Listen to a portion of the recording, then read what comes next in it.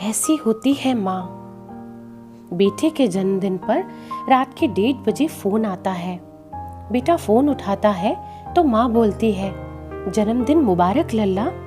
बेटा गुस्सा हो जाता है और अपनी माँ से कहता है, सुबह फोन करती, इतनी रात को मेरी नींद खराब क्यों की।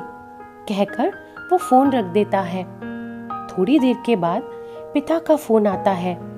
बेटा पिता पर गुस्सा नहीं करता बल्कि कहता है कि सुबह फोन करते। फिर पिताजी कहते हैं, मैंने तुम्हें इसीलिए फोन किया है कि तुम्हारी माँ पागल है जो उसने तुम्हें इतनी रात को फोन किया। वो तो आज से 25 साल पहले ही पागल हो गई थी, जब उसे डॉक्टर ने ऑपरेशन करने को कहा और उसने मना किया था। वो मरने के लिए तैयार हो गई पर उसने ऑपरेशन नहीं करवाया। रात के 1:30 बजे तुम्हारा जन्म हुआ। शाम 6 बजे से रात 1:30 बजे तक वो प्रसव पीड़ा से परेशान थी, लेकिन तुम्हारा जन्म होते ही वो सारी पीड़ा भूल गई। उसकी खुशी का ठिकाना नहीं रहा। तुम्हारे जन्म से पहले डॉक्टर ने दस्तखत करवाए थे कि अगर कुछ हो जाए तो हम जिम्मेदार नहीं होंगे। तुम्हें साल में 1 दिन फोन किया तो तुम्हारी नींद खराब हो गई। मुझे तो रोज रात को 25 साल से रात के 1:30 बजे उठाती है और कहती है, देखो हमारे लल्ला का जन्म इसी वक्त हुआ था।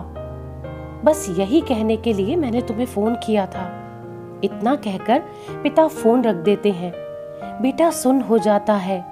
सुबह माँ के घर जाकर माँ के पैर पकड़कर माफी मांगता है। तब माँ कहती है, देखो जी मेरा लाल आ गया। फिर बेटा पिता से माफी मांगता है तो पिताजी कहते हैं, आज तक ये कहती थी कि हमें कोई चिंता नहीं है, हमारी चिंता करने वाला हमारा लाल है ना। मगर अब तुम चले जाओ। मैं तुम्हारी माँ से कह दूंगा कि चिंता मत करो, मैं तुम्हारा हमेशा की तरह आगे भी ध्यान रखूंगा। तब माँ बोल पड़ती है, माफ कर दो इसे, बेटा है हमारा। माँ की ये बात सुनकर बेटा शर्म से पानी पानी हो जाता है। तो दोस्तों, सब जानते हैं दुनिया में कि एक माँ ही है जिसे जैसा चाहे कहो, जो चाहे कहो, फिर भी वो गाल पर प्यार से ही हाथ फेरेगी। लेकिन अगर पिता भी तमाचा ना मारे तो बेटा सर पर बैठ जाए। इसीलिए पिता का सख्त होना भी जरूरी है। माता पिता को आपकी दौलत नहीं बल्कि आपका प्यार और वक्त चाहिए। उन्हें प्यार दीजिए। और माँ की ममता तो अनमोल है। भगवान से भी बढ़कर हमारे लिए माता पिता होते हैं।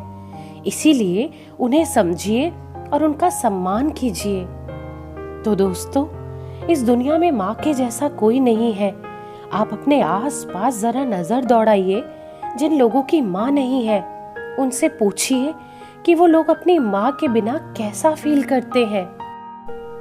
तो इसके बारे में आपकी क्या राय है, कमेंट करके ज़रूर बताइएगा। और ये कहानी अगर आपको पसंद आई हो तो प्लीज़ लाइक ज़रूर कीजिएगा। और ऐसी ही दिल को छू लेने वाली और प्रेरणादायक कहानियाँ सुनने के लिए इस चैनल को सब्सक्राइब करें। धन्यवाद।